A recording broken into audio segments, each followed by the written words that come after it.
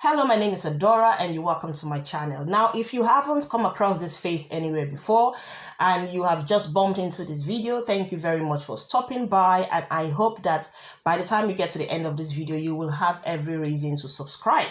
And if you are an old subscriber, thank you very much for being there for me. Thank you very much for watching my videos, and thank you very much for all your contributions. I get them from time to time. Now, if you've worked in a few places like I have, I'm very sure you must have come across different kinds of people in the workplace. And when I mean different types, I mean the good, the bad, the ugly, Tom, Dick, and Harry, every type of humans, they are there in the workplace, irrespective of the kind of job you do, be it a part-time, a full-time, a night shift, a day shift, a contract, or whatever it is, you'll meet this kind of people everywhere. And now, the type of people you meet in the workplace determines how effectively run that workplace will be. It determines how you will enjoy the place. It determines your own, how will I explain it? It determines how you cope. It kind of has an effect on you yourself, believe it or not. You might just think, anyway, I'm just going to work and I go back and I have nothing to do with it. But somehow it affects us, whether negatively or positively. So stick around and I'll take you through this short journey I have just made in respect to the kinds of people you meet in your workplace. The first kind of people are the less motivated people. You know, this kind of people are the ones that they don't really give a damn about anything. They don't care about the growth of the company. They don't care about even being promoted. They don't care if the company is running at a loss or is having profit. They do not give a damn about anything. They don't care about the success of the company. They can't be bothered. The only thing that moves them, the only thing that motivates them is the payday. When they will get their salary, when they will get paid. That's the only reason they leave their house and they go to work. So any other thing apart from this is a no-no. They cannot be bothered. Number 2 on the list is the overzealous types. You know, this type of people that I really don't even know how to explain them. They can carry the company on their head. They work and they want to give the impression that they even love the company more than the owner of the company.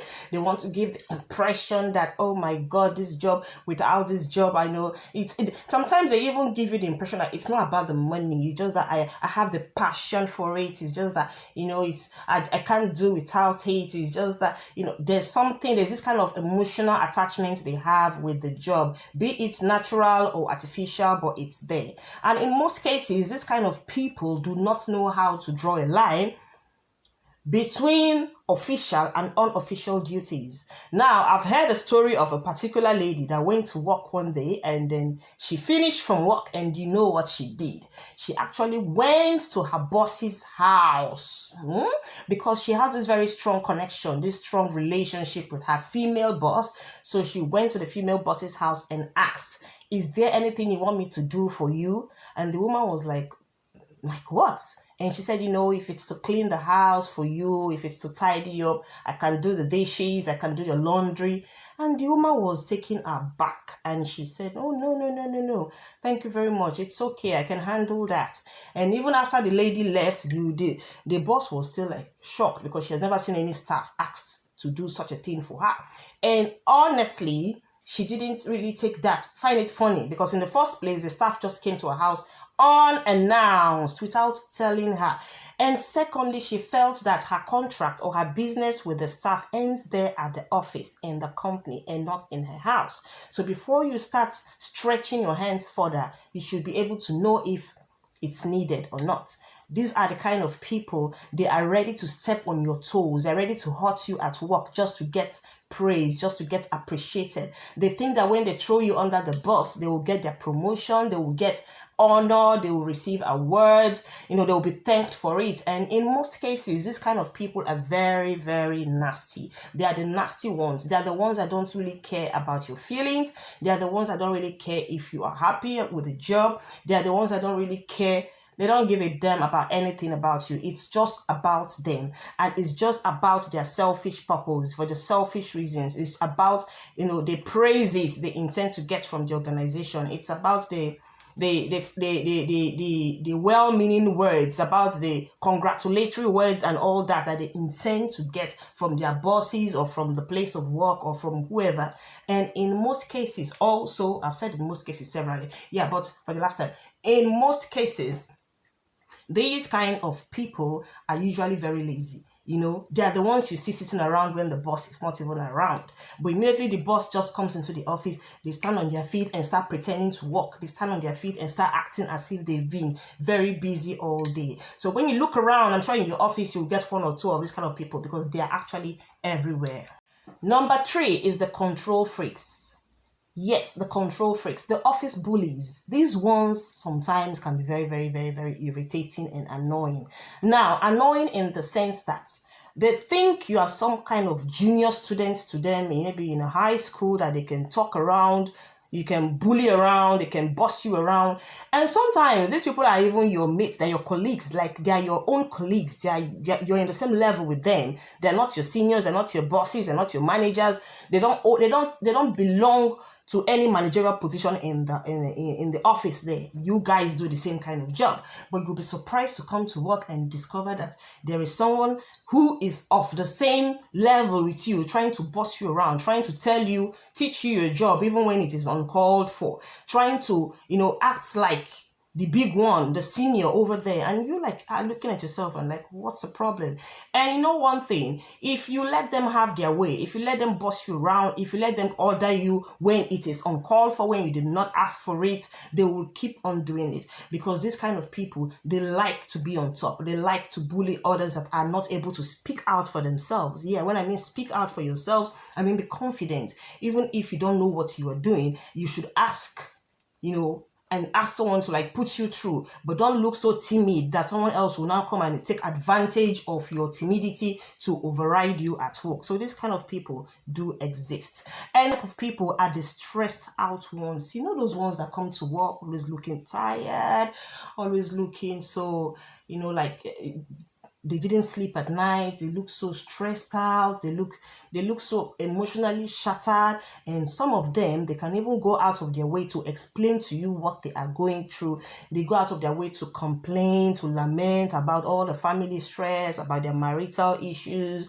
about how their boyfriend has dumped them, about how their husband hasn't been home for years, about how their children are not doing well at school and all that. There's a lot going on with them at home, and they are not able to draw the line between the home issues and the office issues. So they bring some of this stuff to work, and they're always, it's in a way, it also affects their work style. It affects the way they work at, in the office, and it affects everything about them, because sometimes they want to rub all of those, their emotional, complain and all that on you. They want to share. They're actually looking for people to share these things with. Some of them don't even have people to talk to. So they see their colleagues as their friends. They see their colleagues as their family, and they want to share these things with you. So these are the kind of people, when you come across such people, I think you should be, it can be a sensitive issue sometimes, especially when it's someone that is going through stress, depression, and all that. I think you should try as much as possible to give a listening ear if you can. And if you can support, or maybe give advice, a good advice that will help them out of that situation, or to calm their nerves, that would be nice. But do not write them off, because not everyone has someone to listen to. Then we have the introverts. These are the ones that hardly say a word at work. They are so into themselves. It's not as if they don't like their colleagues. It's not as if they don't like people. It's not as if they don't want to see anyone. It's not as if it's not as if it's irritating or annoying for them to speak with people or to people, but they don't just know how to put themselves out there. They don't know how to interact with people. They don't know how to socialize. So in most cases, they're always on their own. All they want is just do their job, do their work, and go home. It's only maybe once in a while when you step up to them and try to strike a discussion that they will reply you. But apart from that, they are on their own. They are okay. Now, this kind of people are not, in most cases, they are not team players. When I mean they are not team players, they find it more convenient to work on their own. It's not as if that if you put them in a group to work with. They won't, do something. They won't achieve their desired results. But they are, in most cases, they love their own. They just love doing things on their own. They achieve better results when they do things on their own. They feel it's more convenient for them than interacting and being social. And sometimes they look at all that interacting and being social and all that like hard work. It's too stressful, man. They can't be bothered. They just want to go and stay in their quiet corner and tap up on their computer and just do their work, and then at the end of the day they go home. There is nothing wrong with this kind of people. It's just the way they are. And we have, oh my God, the gossips. These are the office gossips. Those ones that chat away their time. If you walk past through them, they have something to say about you. If your hair is red, oh my God, why is she wearing a red hair to work? Doesn't she know it's not part of the company policy? If you wear a high heel, oh my goodness, that heel, the sound, they have something to say about everything. They know all the office gists that are latest and expired. They know one thing about everybody. There's nothing that is going on in the office they don't know. In fact, if you want to hear the latest discussions, the latest news in town, if you approach them, I'm sure you'll have a word or two from them.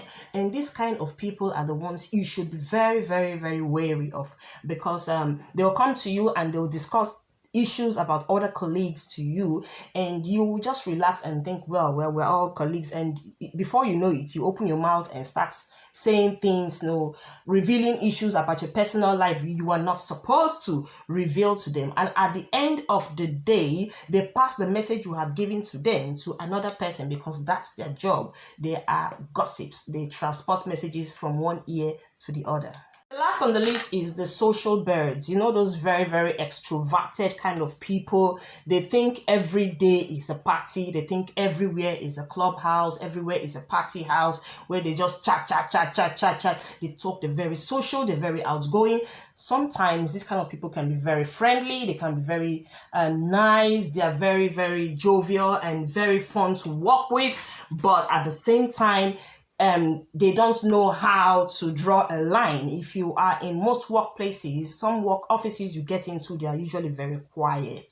All they want to do is just do their job, and the only time they might have to chat or discuss or make noise or whatever is during their break time. So, but once it is time to work, everywhere has to be peaceful. But this kind of, outgoing, social, whatever, they find it difficult to be in that kind of a quiet place. It's just like you asking someone to sit in a library for like 7 hours. You asking those kind of people to sit in a library for 7 hours, like, my God, sitting there for 2 hours is enough. It's already, the silence is already deafening them. They can't cope. They just want to stand up. They just want to leave. They just want to, because they're not used to being so quiet like that. They want a very, very noisy atmosphere where they can chat and gist and discuss and shout. And there are people like this in the workplaces. And if you have people like this as friends, there's nothing wrong with that. There's nothing wrong with them if you have them as colleagues. It's just their way of life. It's just the way they are. It's just that you people have all come to meet in a similar circle. So when you're in a workplace with different kinds of people, it's very, very important. You know how to interact with people from different levels. You know how to cope with people who have different personalities. So that's it for today, and thank you very much for watching. My name is Adora. Like I said, if you haven't subscribed to my channel, please kindly do that. Thank you.